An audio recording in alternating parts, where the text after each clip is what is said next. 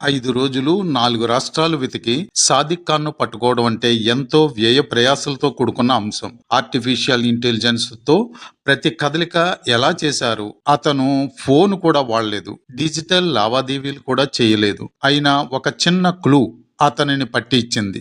ఈ ఇన్వెస్టిగేషన్ ఎలా జరిగింది? పూర్వపరాలు కాకినాడ ఎస్పీ బిందు మాధవ్ ఏమి చెప్పారో ఇప్పుడు తెలుసుకుందాం. ఈ కేసులో సౌజన్య కుటుంబం సమూలంగా నాశనమైపోవడానికి ఆమె రాసిన సూసైడ్ నోటు మాకు దొరికేసరికి ఒక రోజు అయిపోవడం వలన షాదిక్ ఖాన్కు ఎస్కేప్ అవడానికి అవకాశం దొరికింది. అతను వివిధ ప్రాంతాలకు వెళ్ళే అవకాశం ఉంది కాబట్టి ఏ ప్రాంతాలకు వెళ్ళే అవకాశం ఉందో పరిశీలించడం జరిగింది. ఈ పరిశీలనలో టెక్నికల్ ఎవిడెన్స్, హ్యూమన్ ఇంటెలిజెన్స్ ద్వారా క్లూలను తీసుకున్నాం. ఫస్ట్ క్లూ ఎక్కడి నుంచి వచ్చిందో అక్కడ పోలీస్ రష్ను పెంచాం. అతను అక్కడ నుండి రకరకాల ప్రదేశాలకు వెళ్ళినట్టు తెలిసింది. ఆ ప్రదేశాలను ఒక్కొక్కటి ట్రాక్ చేసుకుంటూ వెళ్ళాం. అతను ప్రదేశాలను చాలా క్విక్గా మార్చేశాడు. ఒకదాని తర్వాత ఒకటి ట్రాక్ చేసుకుంటూ వెళ్ళవలసి వచ్చింది. ఆ తర్వాత నుండి అతను ఎక్కడికి వెళ్ళే అవకాశం ఉంది అన్నది ప్రిడిక్ట్ చేసి అక్కడ మర్టీలో టీములను మోహరించాం. అక్కడ అతనిని వాచ్ చేస్తూ ఎవరిని కలిసే అవకాశం ఉందో దానిపై దూరం నుండి అబ్జర్వ్ చేయడం ద్వారా పట్టుకున్నాం. అతని ఇంటెన్షన్ ఏమిటంటే అతని ఆఖరి మజిలీలో అతని ఫ్రెండ్స్ తో చెప్పింది ఏమిటంటే ఒక రోజు ఇక్కడ ఉండి అక్కడ నుండి కేరళ వెళ్ళి ఆ తర్వాత దేశం వదిలి వెళ్లేలా ప్రయత్నాలు చేసుకుంటాను అని చెప్పాడు అని తెలిసింది. జూలై 2న జగదీశ్వర్ రెడ్డి హత్య జరిగింది. 40 రోజుల తర్వాత నూకరాజు గారి కుటుంబం ఆత్మహత్య చేసుకున్నారు. ఆ కుటుంబానికి సంబంధించిన వారు కానీ పోలీస్ కంప్లైంట్ ఎక్కడా ఇవ్వలేదు. అంతేకాదు వారు బంధువులు ఎవరితోనూ షేర్ చేసుకున్నట్లు కూడా మా పరిశీలనలో బయటపడలేదు. ఈ విషయంపై సమీప బంధువులందరినీ విచారణ చేశాం. చాలా స్టేట్మెంట్స్ తీసుకున్నాం కూడా. వీళ్ల కుటుంబానికి సాదిక్కు ఉన్న సంబంధాల గురించి వారు ఎవ్వరికీ చెప్పలేదు.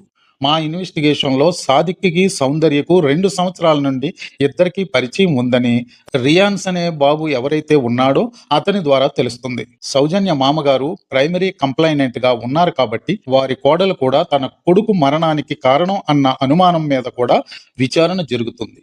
ఇప్పుడు మొదటిగా సూసైడ్ నోట్ గురించి ఇన్వెస్టిగేషన్ అయిన తర్వాత 1 by 1 విచారణ జరుగుతుంది.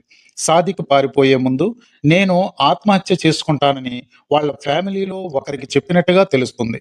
కానీ వారు నీ తప్పు లేకపోతే ఇక్కడే ఉండి ఫైట్ చేయొచ్చు కదా అని సాదిక్కు చెప్పారు. కానీ అతనిలో తప్పు ఉంది కాబట్టే అతను ఎస్కేప్ అయ్యాడు. మా ఇన్వెస్టిగేషన్లో వాళ్ళ కొడుకు ఇలాగా ఇంతమందిని కలుస్తున్నాడని కానీ వాళ్ళ ఆత్మహత్యలకు కారణం అవుతున్నాడని కానీ వారికి తెలియదని వాళ్ళ ఆశ్చర్యంలో ఉన్నట్టు మా ఇన్వెస్టిగేషన్లో అనిపిస్తుంది. ఫర్దర్ ఇన్వెస్టిగేషన్ ఈ కేసుపై ఇంకా జరుగుతుంది అని ఆయన ముగించారు. ఈ ఎంటైర్ ఆపరేషన్ లో రాజమండ్రి పోలీసు, కాకినాడ పోలీసు 2 టీములు కూడా పాల్గొన్నాయని, వాళ్ళు ఎంతో కష్టపడి దీనిని ఛేదించారని ఆయన వివరించారు. ఇలాంటి లవ్ జిహాదీ వార్తలు ప్రతినిత్యం మన తెలుగు జర్నలిస్టులు ఎప్పటికప్పుడు తెలియజేస్తున్నప్పటికీ ఇలాంటి సంఘటనలు కేవలం ఎక్కడో కాశ్మీర్లోనో, కేరళలోనో, యూపీలోనో జరుగుతున్నాయి తప్ప మన వద్ద లేవు అని యువత ఆదమరుపులో ఉన్నారు. ఎప్పటికీ ఈ సమాజం పట్ల అవగాహన ఏర్పరచుకుంటారో అర్థం కావటం లేదు. యువత ఎంతసేపు రాజకీయ సంభాషణలు వినటం, సినిమాలు చూస్తూ వృధాగా ఏ ఆలోచన లేకుండా బ్రతికేస్తున్నారు. మీడియా ప్రజల ప్రైవసీని, పరువును బయటపెట్టే కార్యక్రమాలకు నిజం లేకపోయినా ఆకర్షితులవుతున్నారు. ఈ కోవలోకి చెందిందే ఈ సౌజన్య కుటుంబం మోకుమ్మడి ఆత్మహత్యల ఉదంతం.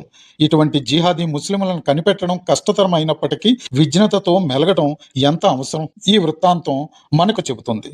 మనకు కష్టం వస్తే మనమే అంతమైపోదాం అనుకునే వాతావరణంలోకి వెళ్ళిపోయారే తప్ప అవతలి వారిని చంపేద్దాం అనే సాహసం చేయలేని సమాజం మనం సృష్టించుకున్నాం. రాష్ట్రంలో అరాచకాలు ఎక్కువైపోయాయని, యోగి ట్రీట్మెంట్ అవసరమయ్యేలా ఉంది అని సంవత్సరం క్రితం పవన్ కళ్యాణ్ గారు అన్నారు. ఆ సమయం ఇప్పుడు వచ్చేసింది. ఎన్కౌంటర్, బుల్డ్రోజర్ ట్రీట్మెంట్ అవసరాన్ని పరిస్థితులు మనకు కళ్ళ ముందు కనబడుతున్నాయి. కానీ ప్రజలు సంసిద్ధంగా ఉన్నారా? ఒకప్పుడు రాజశేఖర రెడ్డి హాయంలో వరంగల్లో యాసిడ్ దాడి విషయంలో ఎన్కౌంటర్ జరిగింది. అలాగే కేసీఆర్ హాయంలో రేప్ జరిగిన సంఘటనలో ఎన్కౌంటర్ చూసాం. కానీ వాటిల్లో పోలీసులు ఈ రోజుకి దోషులుగానే మిగిలారు. ప్రజల సంసిద్ధత లేనప్పుడు ఏ న్యాయానికైనా చుట్టూ ముళ్ళ కంచెలు అమర్చే దిమాగీ నక్సల్స్ మన చుట్టూరునే ఉన్నారు. తస్మాత్ జాగ్రత్త. కంటెంట్ నచ్చితే సబ్స్క్రైబ్ చేయండి, లైక్ చేయండి.